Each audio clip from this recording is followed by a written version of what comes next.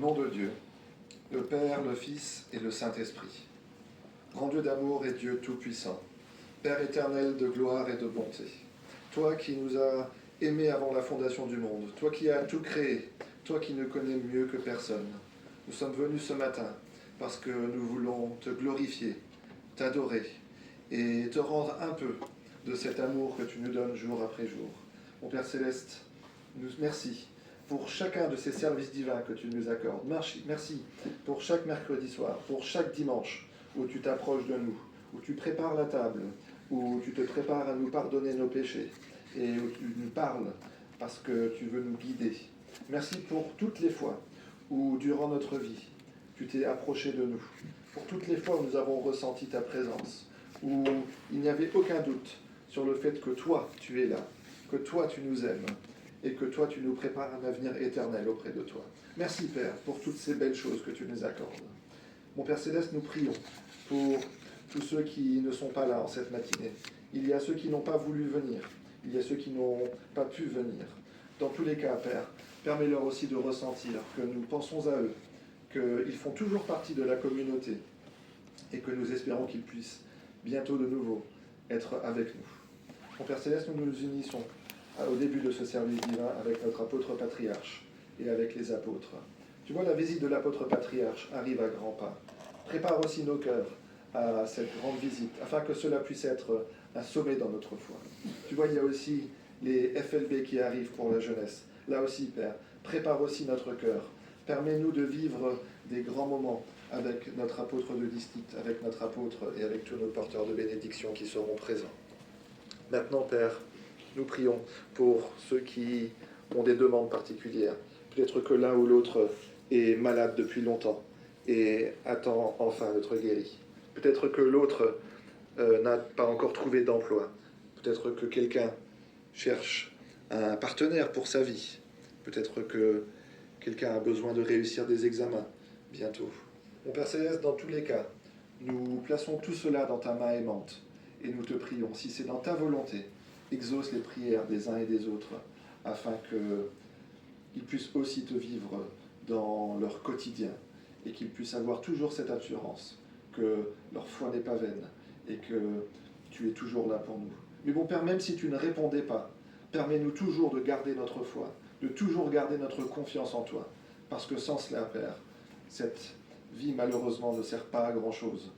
Mais en regardant toujours vers toi, nous savons que nous pouvons toujours trouver la joie, la paix et l'amour, même si autour de nous il n'y en a pas beaucoup. Maintenant, Père, accorde-nous une belle heure dans ta maison, une heure de joie et de paix. Réponds aux attentes, et s'il te plaît, exauce cette prière au nom de ton Fils Jésus-Christ. Amen. Amen. Frères et sœurs, ce matin, nous entendons une parole qui est tirée de l'Évangile selon Matthieu, le chapitre 13, le verset 46.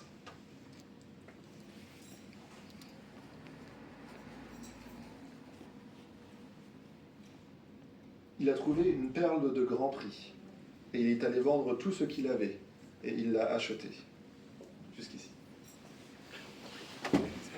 339.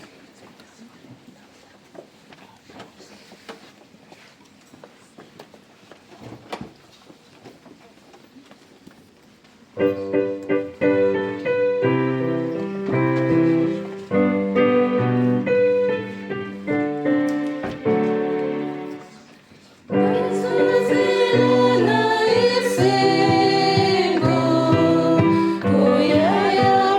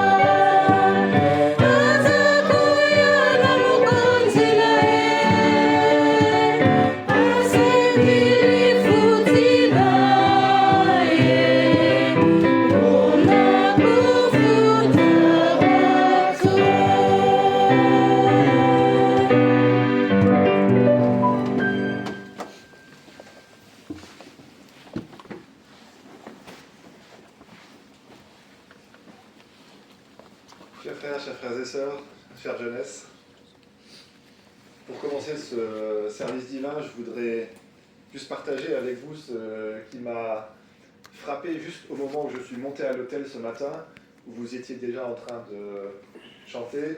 J'ai fait ma prière, j'ai rouvert les yeux et j'ai commencé à chanter avec vous. Et là, il y a vraiment une pensée qui m'est venue. Je me suis juste dit, mais quelle chance on a de pouvoir venir à l'église.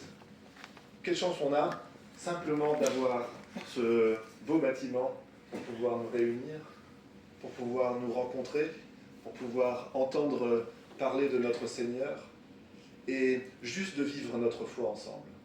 Vous savez, hier après-midi, je suis allé visiter l'une de nos sœurs qui est maintenant à l'hôpital dans une maison de repos depuis déjà plusieurs longs mois. Et je sais qu'elle aimerait vraiment pouvoir être là dans ces bancs avec nous aujourd'hui. Et à chaque fois que je vais chez elle, à chaque fois, on se dit, mais quelle chance qu'on a de savoir que même quand on n'est que 2 ou 3, et qu'on se réunit au nom du Seigneur, le Seigneur est aussi au milieu de nous. Aujourd'hui, on a la chance de ne pas être juste 2 ou 3. On a la chance d'être, j'allais dire, une bonne trentaine, une bonne quarantaine. Mais dans tous les cas, imaginons ce que serait une vie sans service divin.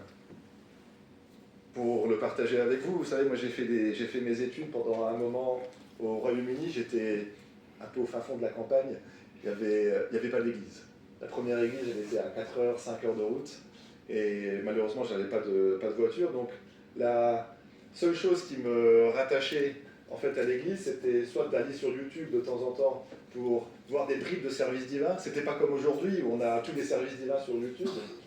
Et il y avait juste quelques bribes, de temps en temps des petits services divins, des petits extraits de l'apôtre patriarche. Et puis il y avait la lettre que ceux qui ne peuvent pas aller au service divin reçoivent une fois par mois avec une hostie.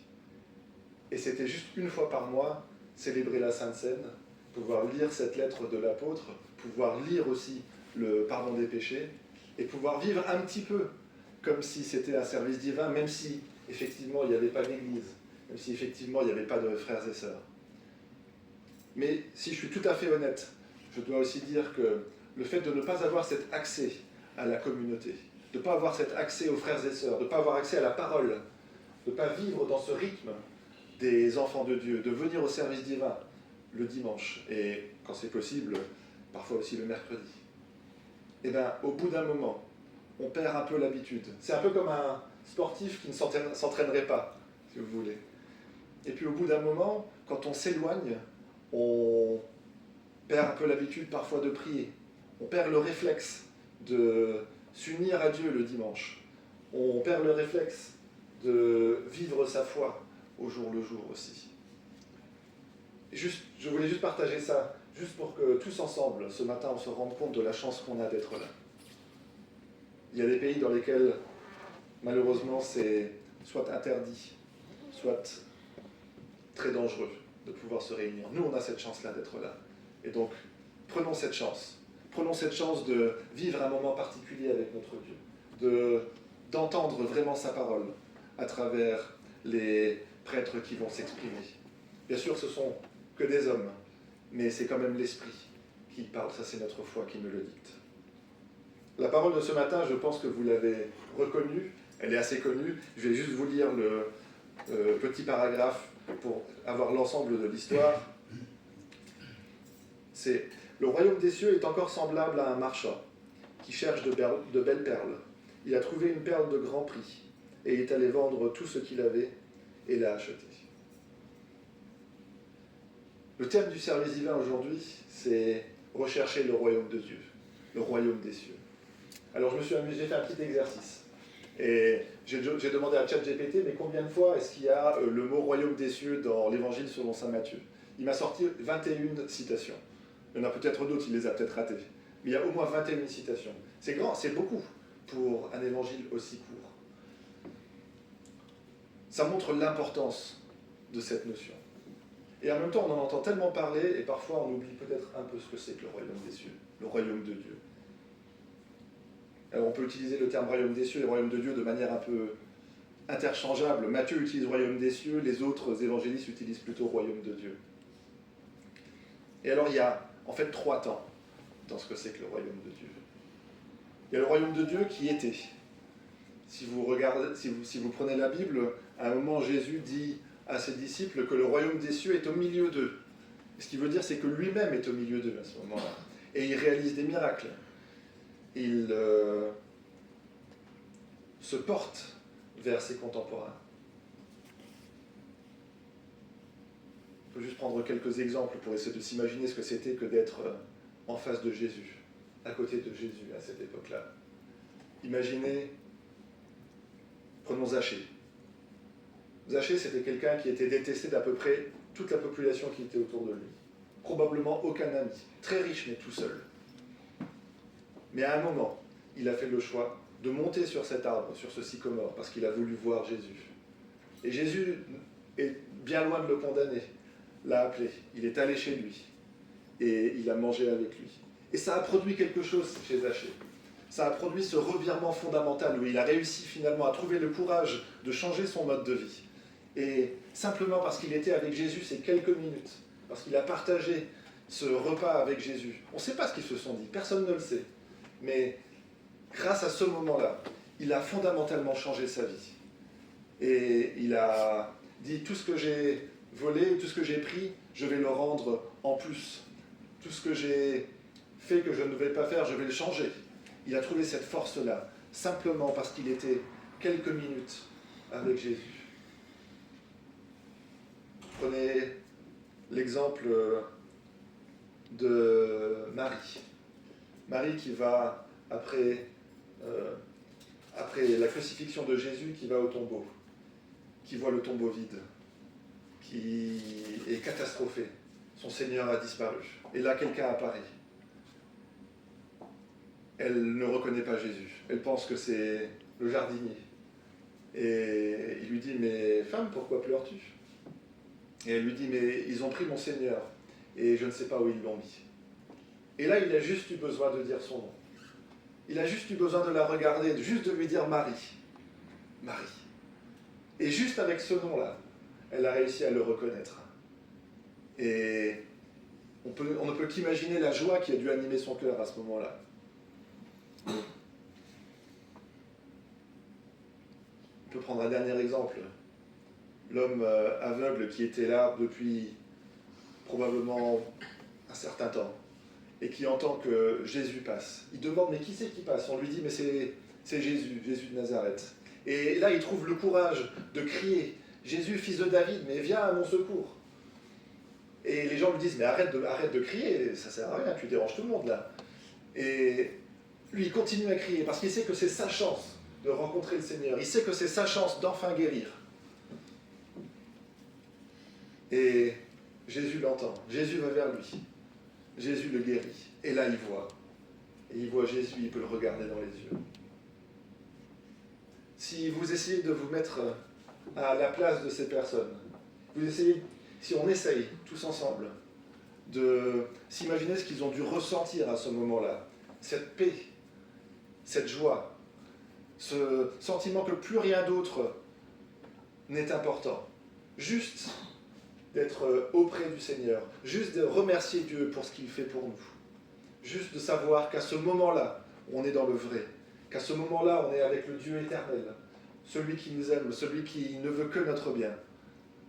Si vous arrivez à reproduire ça, si on arrive à reproduire ça dans notre cœur, alors on commence à comprendre ce que c'est que le royaume de Dieu. C'est cette proximité avec Dieu. C'est ce sentiment que plus rien d'autre ne compte. Ça, c'est pour dire, voilà, le royaume de Dieu qui est... C'est pour s'appuyer sur le royaume de Dieu qui est passé, un exemple du passé. Mais bien sûr, le royaume de Dieu, c'est aussi un avenir. Le Seigneur l'a promis. Je pars, je vais vous préparer une place, afin que là où je suis, vous y soyez aussi. Ça fait partie, je crois qu'on ne peut pas être chrétien si on ne croit pas à ça. Si on ne croit pas qu'un jour, Jésus revient, qu'un jour, nous serons en toute éternité auprès de lui et auprès du Père. Et c'est une parole qui est archi connue, mais je vais quand même vous la lire, parce que ça, c'est le royaume de Dieu qui vient. Et vous voyez, c'est incroyable. J'ai juste tourné la page, je suis tombé sur la bonne page.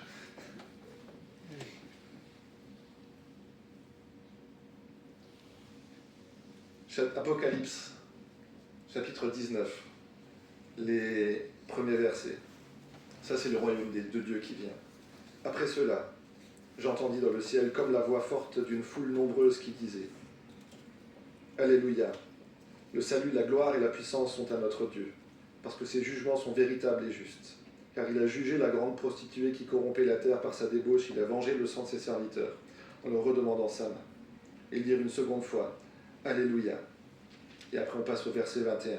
« Puis je vis un nouveau ciel et une nouvelle terre, car le premier ciel et la première terre avaient disparu, et la mer n'était plus. Et je vis descendre du ciel, d'auprès de Dieu, la ville sainte, la nouvelle Jérusalem, préparée comme une épouse qui s'est parée pour son époux. J'entendis du trône une forte voix qui disait « Voici le tabernacle de Dieu avec les hommes. Il habitera avec eux, et ils seront son peuple, et Dieu lui-même sera avec eux. Il essuiera toute larme de leurs yeux, et la mort ne sera plus. Il n'y aura plus ni deuil, ni cri, ni douleur, car les premières choses ont disparu. » Ça, c'est le royaume des cieux à venir. Ça, c'est la grande promesse que Dieu nous propose pour notre avenir. Mais entre le passé et le futur, il y a le présent. Et ce serait dommage qu'on parte de ce service divin sans appuyer sur ce présent. Le royaume des cieux, il est déjà aussi au milieu de nous. Bien sûr, Jésus n'est pas là physiquement, mais l'Église est là. L'Église, c'est l'Église de Christ. C'est la communion de ceux qui croient en lui. C'est grâce à l'apostolat, celle qui dispense le pardon des péchés, la fête de la Sainte Seine, celle qui dispense le baptême d'eau, le baptême d'esprit. Ça, c'est ce qui fait vivre le royaume des cieux encore aujourd'hui. Et le royaume des cieux, il vit en chacun de nous. Vous savez, l'apôtre Paul dit que notre corps, notre cœur est un temple à Dieu. Un temple, c'est pas fait pour être vide. Un temple, c'est fait pour être rempli de la puissance de Dieu. Aujourd'hui déjà, nous pourrons faire vivre le royaume des cieux si nous nous comportons comme Dieu l'attend de nous, si nous cherchons vraiment l'évangile, si nous cherchons vraiment à nous pardonner entre nous, si nous cherchons à nous aimer entre nous, si nous cherchons à prier et nous rapprocher de Dieu jour après jour. Alors bien sûr, ce ne sera pas comme le jour où on sera face à Jésus, mais on aura déjà un avant-goût des choses à venir. Chacun peut être un petit bout de royaume des cieux pour l'autre. Parfois c'est difficile de croire tout seul. On en parlait au début du service divin. Parfois c'est difficile de réussir à pardonner tout seul. Parfois c'est difficile de continuer à croire tout seul.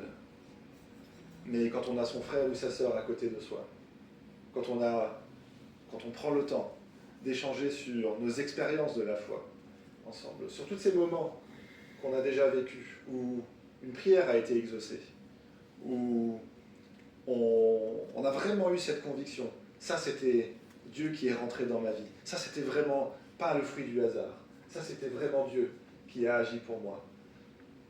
Si on partage ces moments-là, on fait vivre le royaume des cieux déjà aujourd'hui parmi nous. On n'arrivera jamais à la perfection, mais on peut s'en rapprocher. Et une des choses qui est intéressante dans toutes les citations du royaume des cieux, c'est qu'à chaque fois, il y a un effort qui est demandé. La parole de ce matin, elle le dit. Cet homme qui a trouvé cette belle perle, c'est une perle de grand prix, il a vendu tout ce qu'il avait. Pour que quelqu'un réussisse à vendre tout ce qu'il a, sa maison, tous ses biens, peut-être même qu'il s'endette, pour acheter une chose, pour posséder une seule chose, il faut vraiment que cette chose-là, elle soit juste tellement forte, tellement puissante, il faut qu'il l'aime tellement que rien d'autre ne compte. L'appel ce matin, pour toi et moi, c'est qu'il faudrait que le royaume des cieux, cette recherche de la communion avec Dieu au jour le jour, ce soit aussi la chose la plus importante pour nous. Qu'on soit prêt aussi à faire des efforts pour réussir à rentrer vraiment dans cette connexion avec Dieu. Ça ne se fait pas comme ça. Une prière même, ça se prépare. On ne peut pas juste se jeter dans une prière et dire « Oh mon Dieu, réalise ce que je te demande, amen, allez, on espère que ça marche. » Préparons aussi nos prières.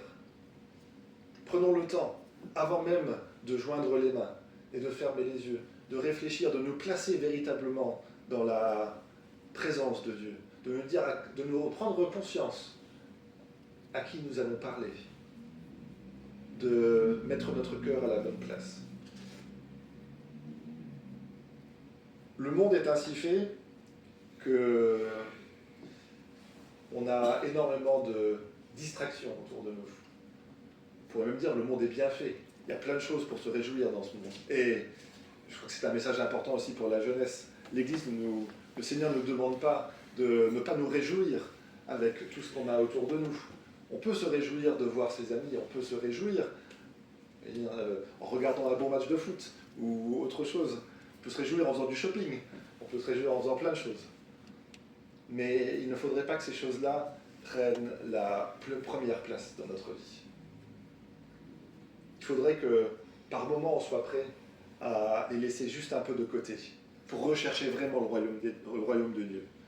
Le rechercher parce qu'on sait que hier Jésus était là sur terre, qu'il est mort pour nous, qu'il a donné ce sacrifice qui est totalement unique pour que nous puissions entendre que nos péchés sont pardonnés, pour que nous puissions simplement prétendre à la vie éternelle avec lui. Il faut que cette pensée-là, il faut que la reconnaissance vis-à-vis de cet acte de notre Seigneur prenne suffisamment de place dans notre cœur pour qu'il prenne la première place. Et même parfois, que nous soyons prêts à peut-être laisser un petit peu notre bien-être matériel de côté pour pouvoir vraiment nous réjouir dans le Seigneur. C'est pas facile. Ça demande un effort. Mais ça vaut le coup. Ça vaut le coup parce que pour quelqu'un qui a déjà fait l'expérience de cette connexion avec Dieu, cette communion intense avec Jésus, ceux qui l'ont déjà vécu savent qu'il n'y a rien de plus puissant sur cette terre. Ça donne le courage de faire des choses que l'être humain n'aurait jamais pensé capable. Il y a des personnes qui ont réussi à pardonner des choses absolument terribles parce qu'ils avaient cette confiance en Dieu. Parce qu'ils lui ont dit « mais moi je n'y arrive pas, mais toi tu peux m'aider, toi tu peux le faire avec moi ». Parce qu'ils ont réussi à jeter leur regard dans celui du Seigneur sur la croix et qu'ils ont vu un regard qui ne les accusait pas, mais un regard qui les encourageait, un regard qui leur pardonnait par avance les péchés. Je voudrais juste terminer avec une parole ou une pensée. Dans la voiture, j'ai écouté une petite vidéo sur le royaume de Dieu. C'était un prédicateur américain qui parlait. Et puis justement, il a parlé de cet homme aveugle que j'ai mentionné au début du service divin. Et il a dit, cet homme-là n'avait qu'une seule chance de rencontrer Jésus. Jésus n'est pas passé par Jéricho un milliard de fois, mais il est passé cette fois-là. Et il savait que s'il ratait ce moment-là, il ratait sa chance d'être guéri. Nous, on a la chance d'avoir des services divins plusieurs fois par mois. Mais imaginons juste quelques secondes qu'il ne restait plus qu'un service divin, plus que ce service divin-là, avant que le Seigneur revienne. Est-ce qu'on ne voudrait pas saisir cette opportunité de nous dire maintenant encore, je me tourne complètement vers toi. Maintenant encore, je laisse de côté ce qui me retient encore sur cette terre, de vraiment me porter complètement vers toi, de vraiment mettre en œuvre l'évangile, de vraiment pardonner, de vraiment aimer.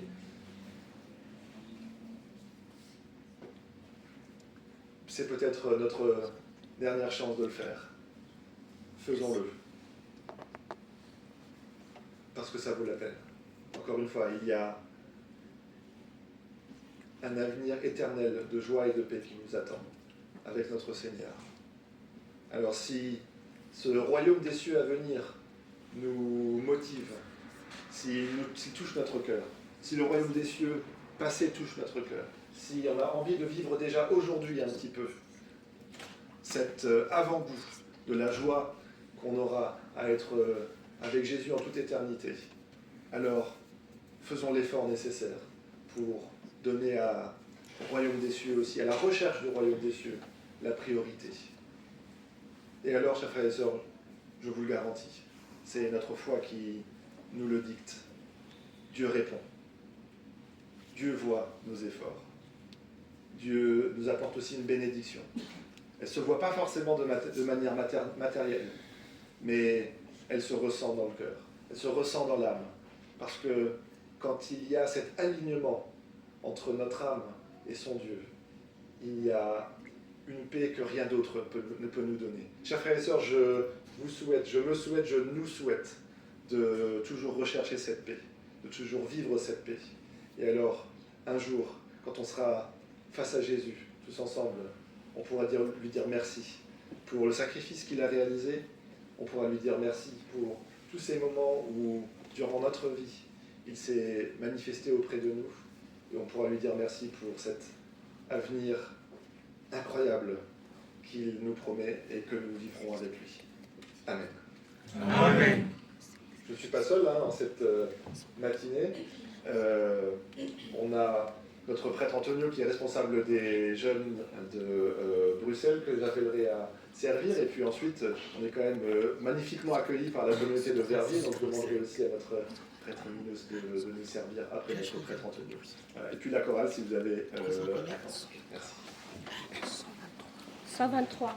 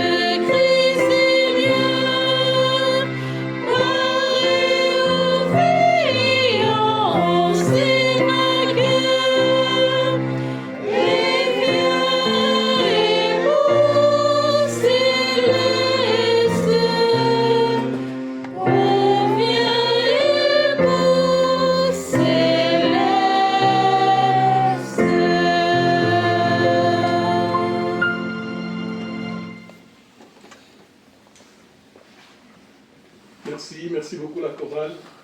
Merci pour cette belle chanson, cette mélodie. Et nous avons toujours ce plaisir d'entendre cette mélodie qui nous vivifie, qui nous donne cette joie de nous rapprocher encore davantage de Dieu.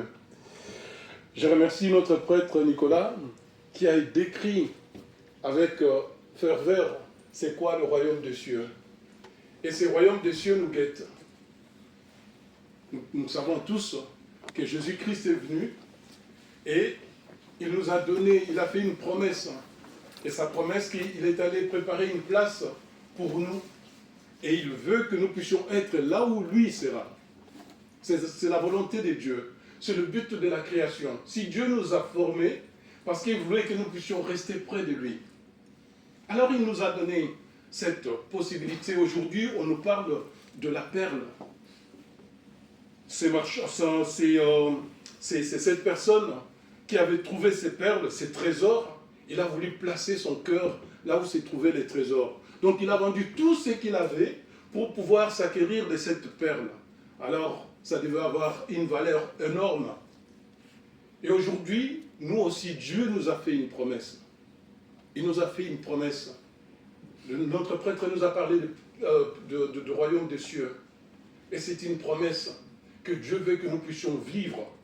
Et nous savons que Dieu accomplit toujours ce qu'il promet. Autrefois, Dieu avait fait une alliance avec le peuple de l'ancienne alliance. Il leur avait promis aussi la terre promise. Il leur avait donné des recommandations. Mais tous ces peuples pour la plupart, ils n'ont pas obéi à la volonté de Dieu. Et Dieu dit, dans sa colère, il a dit, parce qu'ils ont désobéi, ils n'entreront pas dans mon repos. Alors là, Dieu parle du repos. Donc ça veut dire le 7e jour. Il parle du repos. Que ce peuple n'entreront pas dans son repos. Parce qu'ils ont désobéi à sa parole. Aujourd'hui encore, leur corps traîne dans le désert parce que, vu que Dieu était fâché, il les a punis. Ils sont restés 40 ans, là où ils devaient faire 11 jours. Parce qu'ils ont désobéi à la parole de Dieu. Aujourd'hui, Dieu nous parle du repos. Donc, on voit, lorsqu'on lit, l'épître de l'apôtre Paul aux Hébreux, on voit qu'il y a encore la possibilité de pouvoir rentrer dans le repos de Dieu. Et ce repos, c'est le royaume des cieux que nous a décrit notre prêtre ce matin. Donc il y a encore cette possibilité-là. Dieu nous donne encore cette opportunité. Alors c'est à nous. Notre prêtre nous a dit, c'est peut-être notre dernière chance. Souvenez-vous d'Ésaü, le frère de Jacob. Qu'est-ce qui s'est passé? Il avait tellement faim. Il avait faim, il m'a dit, ah, donne-moi à manger. Alors, la condition que Jacob lui avait donnée, il dit, alors dans ces cas, donne-moi ton droit d'aînesse. Et à cause de la famine qu'il avait, de la faim qu'il avait, il a dit, peu importe, ce droit d'aînesse, qu'est-ce que ça m'apporte? Alors si tu veux, tu peux l'avoir. Juste pour la soupe et du pain. Il a vendu son droit d'aînesse. Et lorsqu'il a voulu récupérer ses droits, c'était trop tard. C'était trop tard. Il n'y avait plus moyen de revenir en arrière. Aujourd'hui, l'Éternel nous parle. À nous, jeunes, à nos frères et sœurs, l'Éternel nous parle. Alors saisissons cette opportunité. Ne vendons pas le droit d'aînesse que Dieu nous a donné par rapport à ce que le monde nous offre. Par rapport à tout ce que nous voyons, tout ça, ça une fin qui est limitée. Mais Dieu nous accorde le repos. Il nous parle de pouvoir rentrer dans son repos au 7e jour. Donc nous avons encore cette possibilité d'entrer dans le royaume des cieux. Mais il y a une condition, comme notre prêtre a décrit. Il y a une condition. Le monsieur qui a acheté le champ où il y avait les trésors, qu'est-ce qu'il a fait? Il a dû vendre tout ce qu'il possédait. Aujourd'hui, l'Éternel nous donne aussi cette possibilité. Mais pour que nous puissions acquérir cette perle, qui est là pour nous, pour vous et moi? Dieu nous dit de nous débarrasser de tout ce qui nous empêche d'être dignes devant lui. Dieu nous dit de nous débarrasser de la jalousie, de la méchanceté, de la colère, de la haine, de pensées négatives, de le placer en première position dans notre vie. Lorsque nous le plaçons en première position dans notre vie, c'est Dieu-là qui nous a formés, qui nous aime d'un amour inconditionnel. Il nous accorde le royaume des cieux, il nous accorde le droit de rentrer dans son repos le 7e jour. Donc nous connaissons tous l'histoire. Il a créé tout ce qui existe, mais il s'est reposé au 7e jour. Mais là, lorsque nous pouvons lire en hébreu, on verra qu'il y a encore la possibilité de rentrer au repos de l'Éternel, parce que ceux dont il avait donné la recommandation n'ont pas obéi. Donc, dans sa colère, il n'a plus voulu qu'ils puissent rentrer dans son repos. Mais nous, qui écoutons cette parole, qui vivons cette période de grâce, que Dieu nous a donné tout, depuis Genèse jusqu'à Apocalypse, il nous explique tout ce qui va se passer, tout ce qui s'est passé et tout ce qui va arriver. Notre prêtre a lu un passage ici en Apocalypse, où on parle de Jérusalem céleste. Ça va arriver, parce que Dieu n'a pas changé. Ses promesses tiennent toujours. Alors, débarrassons-nous de tout ce qui peut entraver notre entrée dans ce repos de Dieu. Voilà, chère jeunesse, vous avez la recommandation, nous avons la recommandation. Voilà, frères et sœurs, nous avons la recommandation.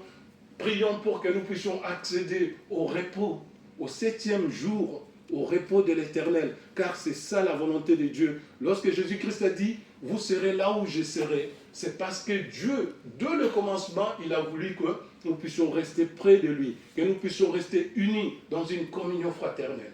Alors si cette parole a pu prendre place dans nos cœurs, gardons-la, méditons sur elle et surtout mettons-la en pratique. Ne ratons pas la dernière chance que nous avons. Amen. Amen.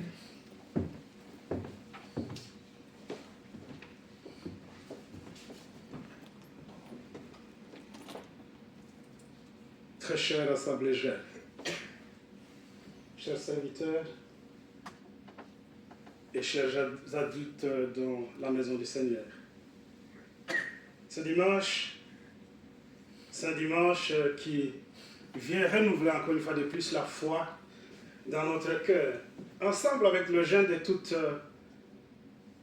la Wallonie et Bruxelles, nous nous réjouissons dans la parole de Dieu qui nous a été donnée par le serviteur de Dieu qui dirige les jeunes. Je me sens jeune moi aussi ce matin. Mais dans la parole on nous parle du royaume de Dieu, du royaume des cieux. Ça veut dire la même chose. Le Seigneur, au milieu de ses disciples, ne cessait pas de parler de son Père. Il parlait toujours de Dieu. Et il y avait une question qui était venue d'un de ses disciples disant, mais tu nous parles toujours de ton Père, est-ce que nous pouvons le voir nous aussi? Montre-nous ton Père. Et le Seigneur a dit, vous êtes depuis longtemps avec moi, vous ne connaissez pas mon Père. Celui qui m'a vu a vu mon Père. Chers bien-aimés, chers frères et sœurs, le royaume de Dieu qui était venu avec le Seigneur auprès des hommes a été quelque chose de merveilleux. Il a dit, je vous amène, je vous apporte le royaume de Dieu auprès de vous. Cela veut dire, l'évangile dans le ministère du Seigneur Jésus-Christ n'était rien d'autre que le royaume de Dieu auprès des hommes. Et dans ce royaume de Dieu, il y avait beaucoup de richesses. La richesse de l'amour, la richesse de l'évangile, la richesse des œuvres, la richesse de la foi. C'est cela que notre prêtre jeune, permettez-moi, cher prêtre Nicolas, que tu nous as aujourd'hui enseigné.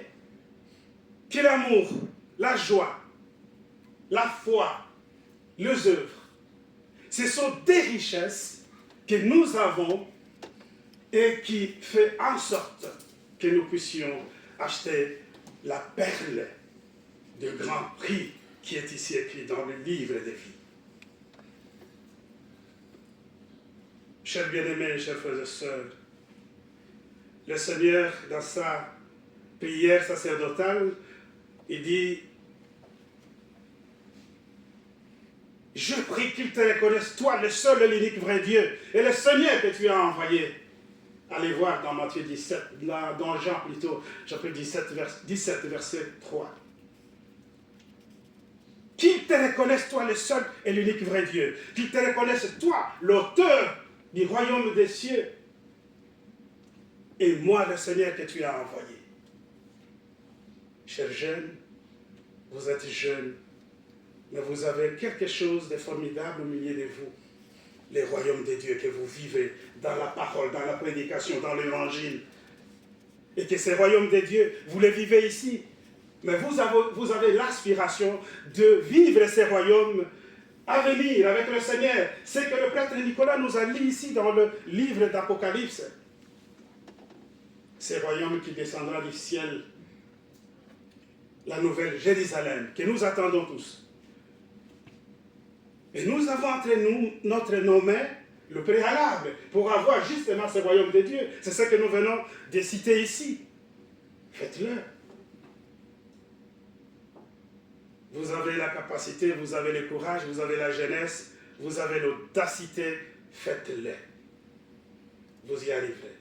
Amen. Amen.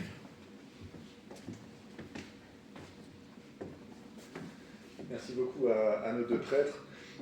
En écoutant notre prêtre, quand il a parlé à regarder vraiment à l'intérieur de nous-mêmes et de nous dire, mais est-ce que vraiment le royaume des cieux, est-ce que vraiment la recherche de Dieu, c'est une priorité pour toi et pour moi?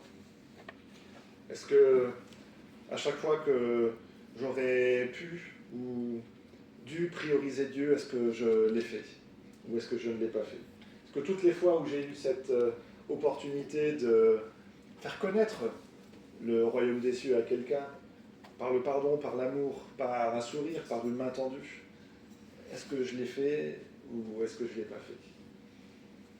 Cet examen de conscience-là, on a aussi rencontré Jésus dans son corps et dans son sang, et lui dire, ce sacrifice que tu as fait il y a un peu plus de 2000 ans, il y a un peu moins de 2000 ans, pardon, il reste complètement valable. Il est toujours encore gravé dans mon cœur. C'est mes parents, on me l'a appris. Je continuerai à l'enseigner aussi, parce que c'est quelque chose qui ne doit pas s'oublier, et parce que j'y crois. Et dans ce corps et dans ce sang, il y a aussi cette promesse de revoir Jésus un jour. Voilà, c'est comme ça, c'est dans cet esprit-là que je nous invite à vivre maintenant les moments qui arrivent. Et pour nous préparer, je vous propose de chanter le cantique numéro 270, la première strophe. 270.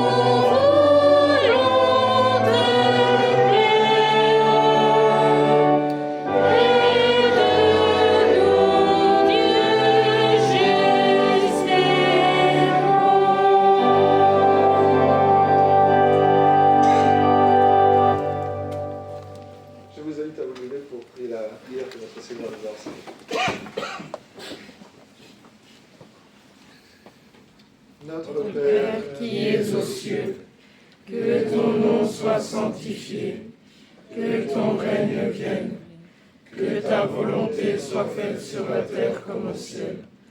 Donne-nous aujourd'hui notre pain quotidien. Pardonne-nous nos offenses, comme nous pardonnons à ceux qui nous ont offensés. Ne nous induis pas en tentation, mais délivre-nous du mal. Car c'est à toi qu'appartiennent, dans tous les siècles, le règne, la puissance et la gloire. Amen. Selon la mission que j'ai reçue de l'apôtre mon mandant, je vous annonce la bonne nouvelle. Au nom de notre Seigneur et mon Père Céleste, vois aussi là notre remerciement et permets-nous de véritablement voir dans le pain et dans le vin le corps et le sang de Jésus, qui est véritablement donné pour nous, pour notre joie, pour notre paix, pour notre avenir éternel aussi auprès de toi.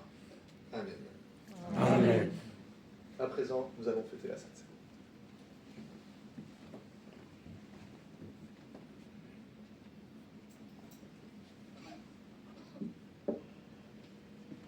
La table du Seigneur est prête. Au nom de Dieu, le Père, le Fils et le Saint-Esprit, je consacre le pain et le vin pour la Sainte Seine, et j'y dépose le sacrifice unique de Jésus-Christ, valable en toute éternité. Car le Seigneur prit du pain et du vin, rendit grâce et dit : Ceci est mon corps qui est donné pour vous. Ceci est mon sang, le sang de la nouvelle alliance qui est répandu pour beaucoup, pour le pardon des péchés. Mangez et buvez. Faites ceci en mémoire de moi, car toutes les fois que vous mangez ce pain et que vous buvez ce vin, vous annoncez la mort du Seigneur jusqu'à ce qu'il revienne. Amen. Amen. Le corps et le sang de Jésus, donné pour toi. Amen.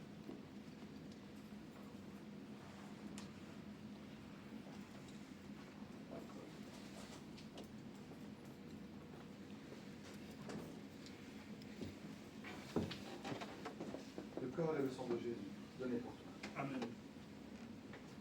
Le corps et le sang de Jésus, donné pour toi.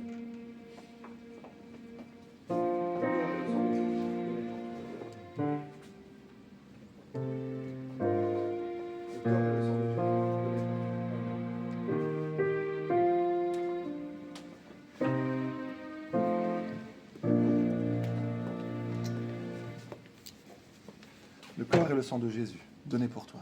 Amen. Le corps et le sang de Jésus, donné pour toi. Amen. Le corps et le sang de Jésus, donné pour toi. Amen.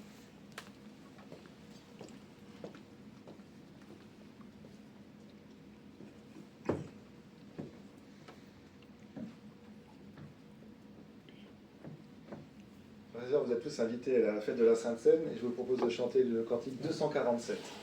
247.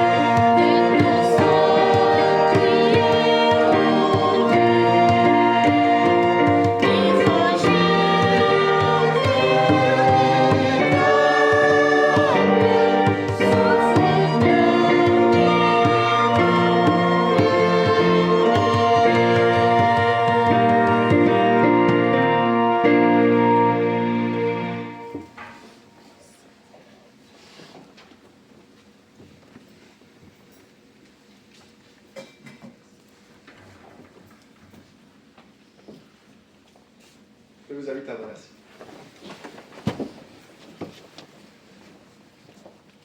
Mon Père Céleste, une dernière fois, nous venons devant toi pendant ce service divin et nous voulons te dire merci. Merci pour ta parole, merci pour l'Esprit, merci pour les sacrements que tu nous permets aussi de vivre. Merci pour chacun qui était présent cette matinée. Merci pour chaque frère, chaque sœur qui est assis à côté de nous et qui fait aussi notre joie et sans lequel notre vie de foi serait un peu plus terne, sans lequel notre vie de foi n'aurait pas, notre vie de communauté n'aurait pas l'attrait qu'elle a aujourd'hui. Merci Père pour chacun de tes enfants qui s'engagent dans ton Église. Merci pour tous les sacrifices, qu'ils soient du temps, de l'argent, des efforts qui sont réalisés au service de ton Église, parce que nous aimons Christ, parce que nous t'aimons et parce que nous voulons que notre Église soit belle, parce que nous voulons que notre foi puisse aussi continuer à prospérer et parce que nous espérons un jour pouvoir te regarder face à face quand nous serons dans le royaume des cieux en toute éternité, dans la joie, dans la paix avec toi en toute éternité. Mon Père Céleste, accorde aussi ta bénédiction sur tout ce qui est accompli. Maintenant, Père, garde-nous aussi unis à l'apôtre patriarche, à l'apôtre et à tous nos porteurs de bénédiction dans les jours à venir. Accorde la réussite là où elle est nécessaire, aussi pour que ton œuvre puisse continuer à s'étendre, afin que les êtres humains puissent encore découvrir l'Évangile et se réjouir aussi avec toi. Réponds aux prières, Père, là où elles sont exprimées. Réponds à ceux qui crient vers toi, mais surtout permets-nous de toujours garder notre sainte et précieuse foi. Et accorde encore une belle journée aussi dans le cercle de la jeunesse, la protection des anges, et s'il te plaît, exauce cette prière, Père, au nom de ton Fils Jésus-Christ. Amen. Amen. Que la grâce de notre Seigneur Jésus-Christ, l'amour de Dieu et la communion du Saint-Esprit soient avec vous tous. Amen.